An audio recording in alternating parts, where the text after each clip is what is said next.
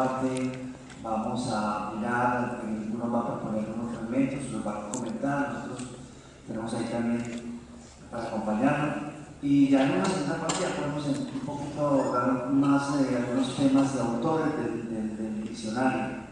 O sea, en el diccionario hay unos autores amados por Fernando, estudiados, otros un poco repudiados o digámoslo, señalados de sobrevaloración, etc. Entonces, desde el punto de vista del cine, de su punto de vista sobre la historia del cine. Entonces, esta primera parte, sí, que vamos a ver, Andrés, ¿qué es lo que vamos a ver aquí en esta primera parte?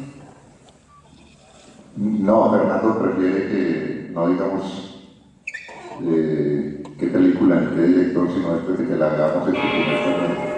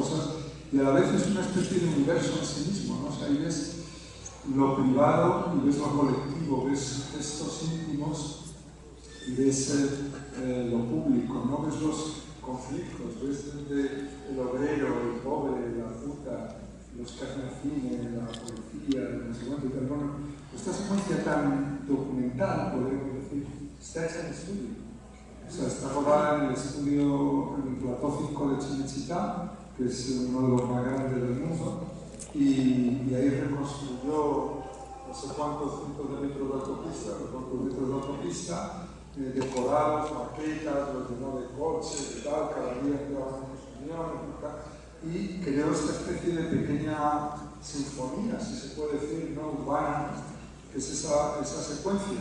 Y lo que para mí tiene es que no está llena de cosas, no trata de nada y trata de todo. O sea, Fellini está en esta película, que es una película muy especial, y yo creo de las más personales y de las más sofisticadas de él, ¿no? Retrata la ciudad que lo fascinó y que lo enamoró, que ni siquiera es su ciudad, a la que él llegó como joven provinciano, pero en la que ya se quedaría y sería uno de los grandes retratistas de Roma, ¿no? Fellini. Entonces, en esta película, a través de una serie de secuencias aisladas, una que pasa en un cine, otra pasa en una terraza en un restaurante popular, otra en un burdel, otra en un desfile de moda eclesiástica en el Vaticano, hay otra en las catacumbas, hay toda una serie de escenas que forman esa especie de retablo, de retrato de la ciudad, que además acaba, creo recordar, con momento muy bonito en el que él ve a Ana Magnani, que llega tarde entrando en su casa, dentro del portal, y entonces la para y le dice: soy Federico, tal, Ana, vámonos Federico, tal. Estoy haciendo un documental de Roma, ¿por qué no me dices algo? No lo recuerdo bien, a lo mejor cualquiera de vosotros lo sabe mejor. Y recuerdo que la película se acaba con que ella dice: anda Federico, vete a ver. ¿Sabes? Entonces, me gusta mucho porque, por lo abstracta que es la secuencia y cómo, de alguna forma, esas dos tendencias del cine, que son la tendencia Méliès, la tendencia Lumière, del cine de la realidad, y la de Méliès, del cine de la fantasía, de repente confluyen en lo mismo, ¿no? Estamos haciendo realidad desde la fantasía o fantasía desde la realidad, ¿no? En ese sentido es una secuencia realmente, y luego de un virtuosismo tremendo como director, ¿no? Porque te consigue, como toda la película, te consigue tener hipnotizado sin saber muy bien por qué, ¿no? Y creo que cuando el arte es eso que decíamos el otro día también en una de estas charlas, eso que no se puede explicar, ese no sé qué, ¿no? Y el no sé qué aquí está bastante bien retratado, ¿no? Y me parecía que era bonito, si vamos a hablar de cine, podemos haber empezado con muchas secuencias de la historia del cine maravillosas. No sé por qué me hacía gracia empezar con esta, porque habla de la relación entre el arte y la realidad, entre el arte y la vida, ¿no? Y cómo el arte mira la vida y por solo mirarla la transforma, ¿no? La convierte en un relato, ¿no? La convierte en ficción, ¿no? Y eso me parece que es una de las cosas más interesantes del cine. Por ejemplo, estos días hemos hablado en algunas charlas de esto que decíamos, que las películas siempre acaban siendo documentales, ¿no? Que los años pasan y una película a lo mejor era una comedia escapista en su época y acaba siendo un documental de cómo se vivía, o se vestía, o se relacionaban los hombres con las mujeres, o los jefes con los empleados, etcétera, en la época determinada en que se hace esa película. También otro día hablábamos de cuál era el problema de las dificultades de llevar a García Márquez al cine, ¿no? Que haya habido tantos problemas, que hay incluso gente que dice que hay una maldición, ¿no? Porque García Márquez no se puede adaptar y tal, etcétera. Y sin que llegáramos a ninguna conclusión, hablábamos de que quizá este lado tan brutalmente documental que tiene el cine, ¿no? Hace que quizá ese realismo mágico, que la magia del cine va por otro lado, una magia quizá más de la realidad, ¿no? Y que el realismo mágico, digamos, de una novela de García Márquez es quizá es muy literario, ¿no? es muy para la literatura, pero no tanto para el cine, no lo sé. Muchas de estas cosas que hemos hablado estos días dan la sensación de que se cruzan ahí, ¿no? Tú tienes una idea extraordinaria, de la cual yo la suscribo totalmente, y es esa, que tú dices en el diccionario que decir cine realista es un pleonasmo, y lo desarrollas muy bien con los actores, con los rostros de los actores, o sea que la diferencia entre un actor de teatro y un actor de cine. En el teatro cualquiera, así sea bien feo, deforme, todo eso puede representar un personaje, no sé, de Napoleón o algo así. Mientras que en el cine siempre está presente lo que es en realidad. Porque no habla un poco de eso, de realismo o algo más. Sí, bueno, eso que decimos de que toda película acaba siendo un documental, pues quizás si vemos ahora Persona de Berna, ¿no? Sigue siendo una película muy buena, muy interesante, pero hay algo que probablemente Persona es un documental sobre las dos actrices, sobre Amy Fuhrman y Lily Anderson. Y aunque no fuera esa su intención, lo es. O sea, de alguna forma, alguien, no sé quién fue que escribió que ahora que se ha inventado el cine, ya la muerte ya no es la misma. ¿Sabes? Porque la gente va a vivir de las películas, ¿no? O sea, que en el momento que veamos a Cary Grant haciendo una pirueta o hablando, Cary Grant no está muerto. El otro día presentábamos una película muy interesante de Basani, que está muy bien visto. Es decir, antiguamente antiguamente se hacían las estatuas de la gente para que se recordaran, ¿no? Se recordara un gobernante, se tuviera presente a un dios, a una divinidad, etc. Y luego se retrataba al rey, se retrataba al conde duque, se retrataba al cardenal, se retrataba al papa. Había algo que era casi un privilegio, ¿no?, de las clases dominantes, el tener derecho al retrato. Y cuando llegó la fotografía, pues lógicamente hay una democratización de eso, ¿no? Y la gente tenía en la pared a su abuelo, ¿no?, a su abuela, pero con el cine era una cosa muy radical, expresaba mucho vivir. Estaba la gente moverse, hablar, de su piel, de sus gestos, de los mismos detalles, los mismos efectos, etc. Entonces hay algo en el cine que tiene que ver con eso, ¿no? Con el no dejar que la muerte se lo lleve todo, ¿no? Con el de fijar las cosas, hacer que las cosas sigan ahí. Y creo que ese es un aspecto interesante del cine, ¿no? Muy atractivo. Fernando, pero digamos, viendo eso, como con lo que comienzas tú este ejercicio de lo que el director de algunas películas, lo que me parece además muy interesante es que eso que vemos, esa carretera, donde aparentemente la cámara va cogiendo distintas cosas, eso se hace cualquier persona ahora que salga, digámoslo, a una avenida aquí en la autopista, aparentemente es el mismo, ¿cierto? Y probablemente ya en la edición, en el monitor, alguien viéndolo por la noche, y empezará a observar, mira esta persona, mira este carrito, mira quién iba en este carro, pero lo lindo es que el resultado de esto es producto de un director que ha puesto en escena en un estudio, ¿cierto? Entonces, como que nos recuerda que el director tiene que hacer eso, pues, o sea, que detrás del cine hay una persona que observa que no podemos dejar que la cámara, siendo un personaje tan importante, la cámara que captura las imágenes, la cámara no puede ser el director, siempre, o sea, de alguna manera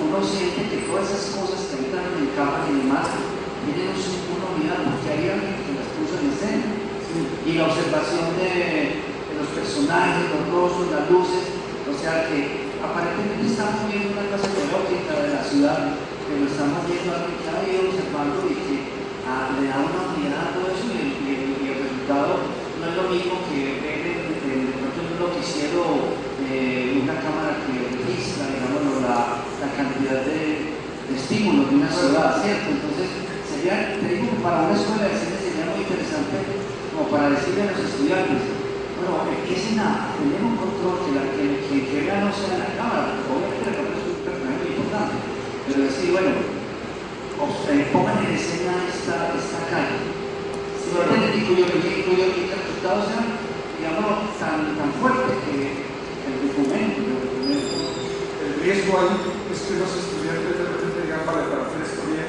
necesito el estudio de Chica, un productor grandísimo, muchísimo dinero, y poderme permitir ese capricho, ¿no?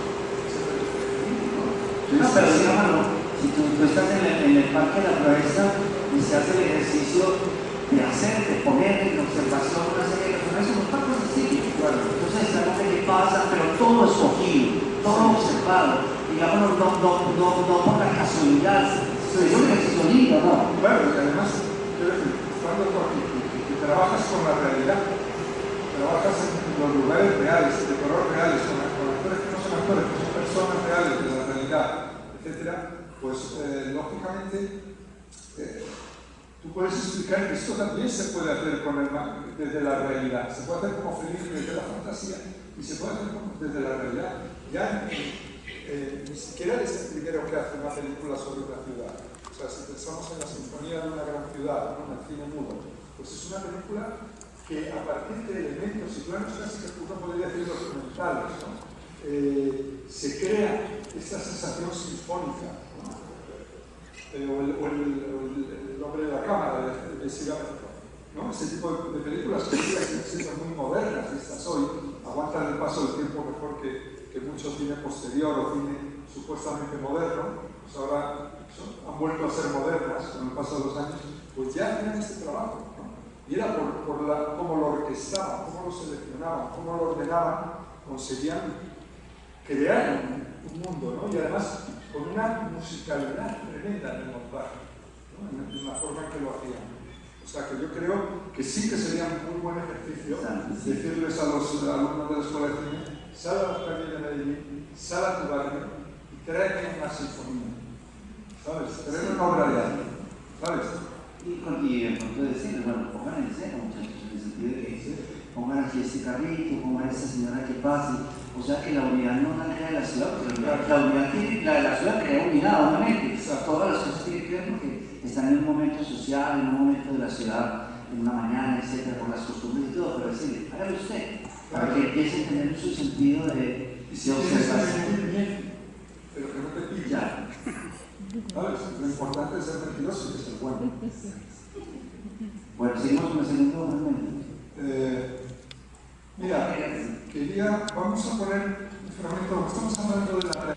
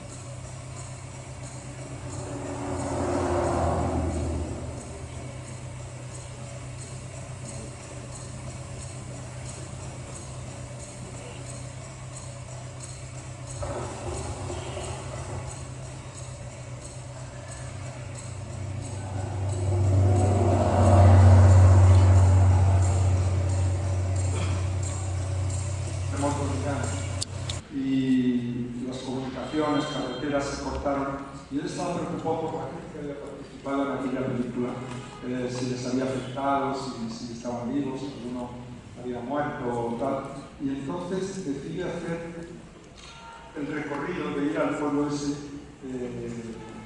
a visitarlo, ¿no? Y entonces decide hacer ese viaje, una película, coge a un actor que sea como él, a ese niño, y entonces la película que voy a continuar trata de este padre y este hijo atravesando un país destruido completamente, con las casas derrumbadas, las carreteras cortadas, etcétera, para intentar saber si aquellos actores... Y la película es el retrato de este viaje. Tiene momentos para mí impresionantes, ¿no? Porque esto al principio, para mí capta algo muy sencillo y muy simple de la vida, ¿no? O sea, dices, ¿cómo se puede contar más en menos tiempo? No solo que dura un contexto, un minuto, a lo mejor, ¿no? Pero el niño que va a mirar, que luego tiene pudor y se va lejísimos. Luego, la sonrisa del padre, entendiendo esa cosa, ese pudor de la edad del niño. Él se distrae con otra cosa. Y cuando vuelve la vista al otro lado, el niño no está. De repente estamos en una película de suspense. Entonces, la cámara gira en la panorámica y vemos al niño cazando un saltamontes. O sea, hemos cambiado de un momento a otro. Ya no quería mear, ya meado y de repente ha visto un saltamontes y se ha ido detrás de él. Y vuelve al coche con el padre y lo sigue en el viaje. Bueno, pues, quiero decir, la vida es eso, la vida es un desplazamiento, es un viaje, etcétera, pero continuamente hay esas pequeñas paradas, esos pequeños instantes, ¿no? Me parece que la vida se detiene, ¿no? Porque hay un gesto, hay un pequeño movimiento, hay una cosa, y de repente Kiarostami hay en esta película, que es lo contrario a yo que soy gran amante de los superguiones perfectamente escritos y construidos, y los diálogos elaborados y los personajes tal. Esta película es una sencillez absoluta, ¿no? Pero sin embargo tiene la virtud de que sabe captar la magia, ¿no? De esos instantes de la vida, ¿no? De esos momentos, ¿no? Al final de la película, en vez de ponernos el fragmento, os lo cuento. hay una cosa muy bonita, que es que cuando ya están llegando al pueblo, ¿no? Él ve aquí en un camino a un señor montando una parabólica y le dice, pero vamos a ver, y hemos visto a lo largo de toda la película destrucción, familias, casas caídas, de todo y tal, familias destruidas, y le dice este hombre, pero ¿qué hace usted ahí? Dice, no, es para, estoy poniendo esto para intentar ver los mundiales. Y dice, hombre, pero con esta terremoto, esta catástrofe y tal, ¿cómo puede usted estar pensando en el fútbol? ¿No? Y el tipo le dice, mira, en el terremoto ha muerto un hermano mío, una cuñada, 2 primos, un vecino, unos vecinos y cuantos, pero no puedo hacer nada. Dice, los mundiales son cada 4 años. ¿No? Y la vida continúa. Y ahí se justifica el título de la película, y es la verdad. O sea, en Siria pueden haber bombardeado y haber matado a 200, y sin embargo, al día siguiente, si pueden, uno va a ver el fútbol o el otro se va a ir al bar a jugar al vecino, ¿sabes? Si puede, porque la necesidad, eso también hemos hablado estos días, sí, de que la vida sigue adelante y se abre paso, ¿no? En todas las cosas, ¿no? Pero pues, esta película eso lo cuenta, lo ilustra de una manera muy directa y muy pura, ¿no? Y por eso para mí es una joya de película, le doy mucho valor. Yo del automóvil, de la ventanilla, y ese traje en donde va entrando la gente que vive, pues, o que tiene en cuenta la carretera, tenga tanta fuerza eso, tanta belleza, sea tan potente. ¿No te sorprende eso? Kiarostami debería ser un tipo muy especial.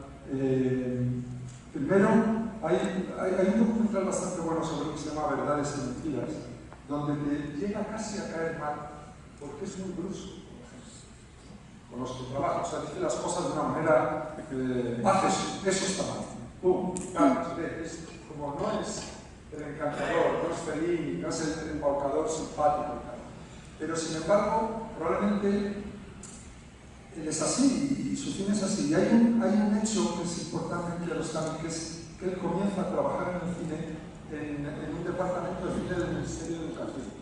Entonces sus primeras películas, que no son películas comerciales, son documentales sobre la infancia, que él los hace a medio camino entre el documental y la ficción con niños en Irán. Y ahí coge una especie de virtuosismo, de dominio, se acostumbra a trabajar con los niños. Aparentemente, o sea, como se una sensibilidad de la infancia, que una película que posiblemente todo lo contrario de lo que él admiraba en el cine, observa que es un grandísimo director. A Guillermo le fascinó Close Up, de Kiarostami, ¿no? Que es la película, si no la habéis visto os la recomiendo, una película sobre un personaje real, que es un tipo que se hacía pasar por el director más famoso de Irán, Mohsen Maghmalbaf, y le iba diciendo a la gente, soy Maghmalbaf. Total, un día le detuvieron y le metieron a la cárcel y le declararon un tribunal islámico y de todo y tal. Y Kiarostami consiguió de una forma mágica el permiso de rodar en el juicio. Y luego lo que hizo es que cuando al tipo lo acabaron soltando, le convenció de actuar los acontecimientos reales que le habían llevado a la cárcel. Entonces la película tiene esa especie de magia de que es como real y a la vez es un montaje de la realidad, ¿no? de lo que ha pasado. Es alguien que está interpretando, pero se está interpretando a sí mismo, está como contando lo que le pasó el mes pasado. Es muy fascinante. Kiarostami debería ser realmente alguien muy especial. Estuve hace unos meses, le hice una paella en casa a Asghar Farhadi, el director de Una separación, de estas películas tan buenas. Y entonces él me contó que para él Kiarostami era la referencia, ¿no? Que era el maestro, que era el tipo tal, y que entonces él de joven se había ido a la puerta, sabía que en un sitio estaba Kiarostami seguida y se fue allí, estuvo 2 horas esperando a que Kiarostami saliera. Y cuando salió, me dice que se le acercó y le dijo, señor Kiarostami, yo admiro mucho su trabajo, quiero ser director de cine, quiero hacer películas con usted. Y el otro le dijo, ¿a qué hora te levantas? Y este dijo, pero me levanto a las 8. Dice, Kiarostami, no vale. Si quieres ser director del cine, que levantas a las 6. Y se fue. Yo vi un documental hace poco que Kiarostami ahora después de la muerte, ¿cierto? En donde es un tipo pues, muy joven, tiene 70 años, pero de una juventud inmensa, y está todo el tiempo tomando fotos está lloviendo y toma fotos pues, de las imágenes que queda la lluvia, atrás del parabrisas y de la nieve, y está todo el tiempo jugando y no se toma en serio nada, digamos, su gran personaje de director. Entonces, y está todo el tiempo escribiendo poemas y es un tipo, parece un niño realmente creando todo el tiempo, y en ese sentido cuando tú ves las películas de él, como si hubiera surgido como un juego más de él, o sea, todos los días estaba en eso. Las películas tienen como esa cosa leve, liviana, espontánea de la vida normal, y por eso es que uno dice que porque como el cine con tanta exigencia comercial y con tantos géneros y con tantos pues como tanta idea sobre los tres actos, sobre el guión, ha dejado la vida por fuera del cine. Sí. Sí, o sea, la vida está por fuera del cine, y como que se acuerda y empieza a decir, viene que estar aquí. Porque mira que ese niño primero va a lo que tú dices, el pudor. El segundo momento es la curiosidad. El tercer momento es la obediencia. Pero solamente tiene momenticos. Y nunca en ninguna película tiene eso. Siempre está en función del relato, en función de la historia. Entonces la vida siempre, en función de eso, está quedando por fuera siempre. ¿No te parece? Sí. Y como que les están viendo, es que, ¿cómo es posible que la vida esté? Esa capacidad de captar la vida y de hacer de ella materia, ¿no? Y sin manipularla, hacer con ella poesía. Esa poesía sí es la del cine, ¿sabes? Quizá la del realismo mágico es demasiado literaria quizá para el cine. En cambio, el cine tiene que encontrar las rimas en la realidad, ¿no? Tú que eres poeta y haces películas con la realidad, sabes de eso y lo puedes contar mejor que nadie. Y a partir, la poesía sale del documental, ¿no? Decíamos ayer que si ahora vemos una película de Méliès y una de Lumière, la de Méliès parece que se hizo 4 siglos antes que la de Lumière. O sea, la de Lumière aguanta el paso del tiempo, porque no hay esa pretensión de contarte el viaje a la luna ni ninguna cosa, ¿no? Simplemente enseña a alguien que camina o algo que ocurre, ¿no? A la vez, en Méliès está todo la corriente que puede ser el cine de fantasía, que tantas joyas ha dado, ¿no? También obras maestras, no estoy yo aquí defendiendo la realidad, pero el hecho de que hayamos empezado con esa escena de Roma, ¿no? Habla de esta especie de cruce, ¿no? De conflicto continuo, ¿no? De la realidad y la ficción que hay en la literatura, en el arte y en la vida y en el cine. En el cine quizá más que en ninguna otra forma artística por ser el lenguaje de la vida, ¿no? Por ser el único arte en el que no se trabaja con palabras o con signos o símbolos o con colores o con líneas, sino que se trabaja con cuerpos reales, con lugares reales, ¿no? Con voces, con sonidos. Sí, ese fue un famoso discurso sobre Pasolini, sobre el cine lenguaje de la realidad, que era en el momento en que el pobre Pasolini intentó meterse en los debates lingüísticos semióticos de la época, y él entraba con sus herramientas. Sí, pero es un texto fantástico, sigue estando bien. ¿Te puedo pedir el próximo trozo? Yo, escogértelo. Sí, en realidad. Me muero de ganas de ver de Metri y del desprecio de Godard. Vale. Sí, es una escena del desprecio. Yo nunca he sido un godardiano, pero hay cosas del que aprecio bastante. Dentro de ser incluso un poco antigodardiano, más bien, ¿no? ¿Sabes? O sea, incluso. Os contaba el otro día que Michel Onfray, el filósofo francés, me propuso que escribiéramos juntos un libro contra Godard. Yo le dije, no, pero ¿cómo vamos a hacer esto a un hombre de esa edad? No sabemos cuántos años le quedan de vida y darle ese disgusto y tal. Déjale que viva tranquilo y además lo que le quede y tal. Y él le dijo, no, pero si eso seguro que le rejuvenece, que le ataque, le va a dar una energía tremenda. Y es verdad. Es verdad, probablemente tienes razón, Onfray. Nada te destruye más que los salarios, ¿no? Y nada te da más energía que la crítica. Una buena patada en el culo.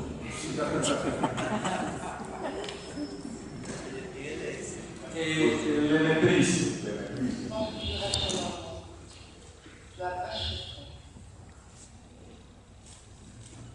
Viens me chercher si tu veux.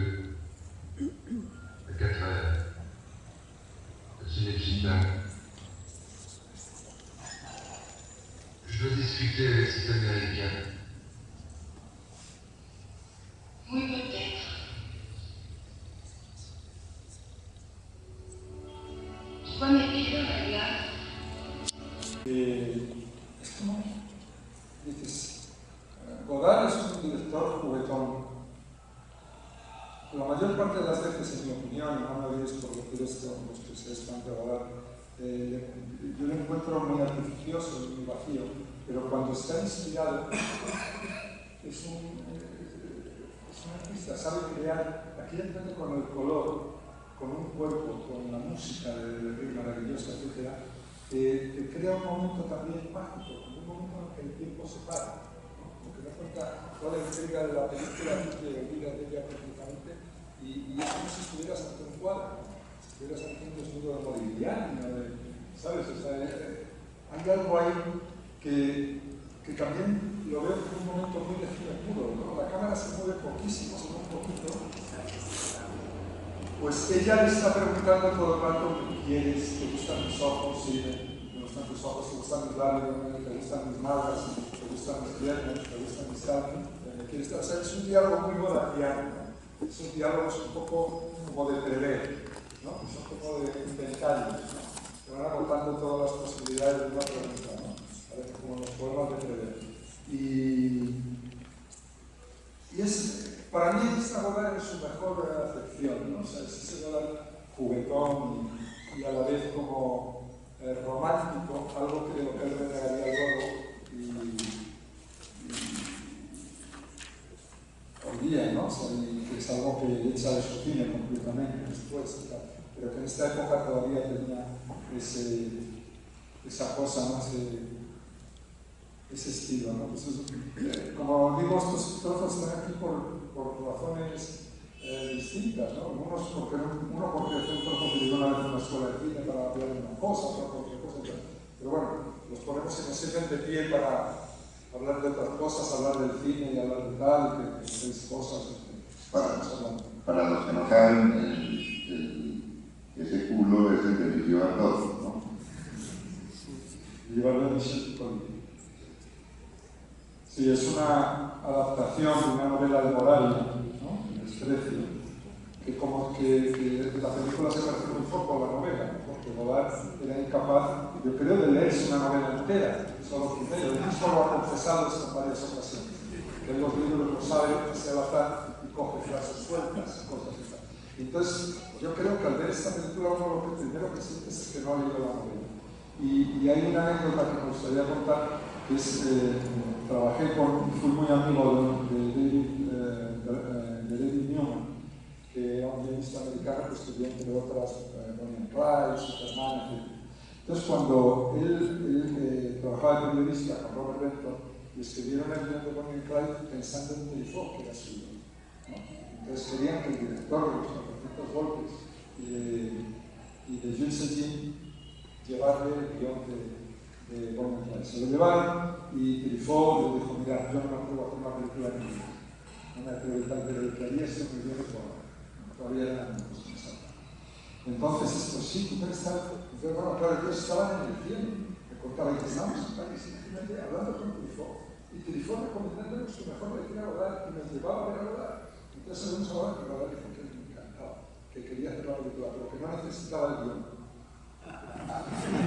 Entonces, claro, estos pobres, que era su primer guión, que habían estado trabajando y documentándose, no, que él hacía la película con un rey, pero el guión no hacía falta para nada, para hacer una película. Y bueno, tuvieron la suerte de que no la hizo Godard y la acabó haciendo Arthur Penn, que era una persona un poco más modesta, ¿no? A lo mejor menos genial, pero que hizo una buena película, ¿no? Y desde luego, pero esa impostura de Godard que está en su cine, pues en ella está lo mejor y lo peor de él. ¿Sabes? Es un hombre gesticulante. Ahora se estrena estos días la película en la que Godard es el personaje principal, ¿no? Una película, no sé cómo se llama, que hace el director Pecho de la Pista, y está basada en las novelas que escribió Ampia Helsing, que fue la primera de Godard. O sea, que cuenta la relación, y para mí es muy curioso, porque yo Godard era Dios para nosotros cuando estábamos en la universidad, porque era el director rojo, maoísta, pro-palestino, izquierdista, no sé qué, etcétera. Así es como lo vendían y estábamos allí en la universidad en pleno franquismo y tal, veíamos a Godard como un ídolo ya no cinematográfico, revolucionario. Y cuando lees este libro te das cuenta de que Godard iba a buscar a esta chica que estudiaba en la Universidad de Nanterre en su descapotable rojo todos los días, que una vez a un guardia de personalidad le dijo: usted nunca tendrá un coche como este, ¿sabes? Y que como quería hacer una película muy revolucionaria, la pidió a esta, que iba a clase con Dani Corbell y todos estos estaban en la misma clase de ella, Daniel Rojo y tal. Le dijo: oye, necesito para mi próxima película un marxista-leninista. Tú que estás en la Universidad de Nanterre, que es una universidad muy politizada, esperan los meses justo antes de mayo del 68, consígueme un marxista-leninista como sea para la película. Pero así, textual. Y ella, que era de una familia burguesa, nieta de Bourdieu, escritora, y como una chica muy tímida, ¿de dónde saco un marxista-leninista? Voy a preguntar, tal. O sea, que en el fondo Godard era menos la imagen que tenían de la realidad, como era más cómica, era más parecida quizá a una película de Jerry Lewis que a él le gustaba tanto. El diccionario comienza con hacinamiento, ¿no? Comienza, y el artículo es muy lindo, o sea, son como 2 páginas y media, en donde un poco como que lo identificas, digamos, los resultados de la película, mostrando que algunos resultados de la película son casuales, pero la película es hermosa, tiene una fuerza extraordinaria, o sea, hay una modernidad que se mantiene. O sea, algunas de las cosas mejores de la arte sean casuales, ¿no? O sea, quiero decir, la frase famosa de Picasso, yo no busco un cuento, ¿no?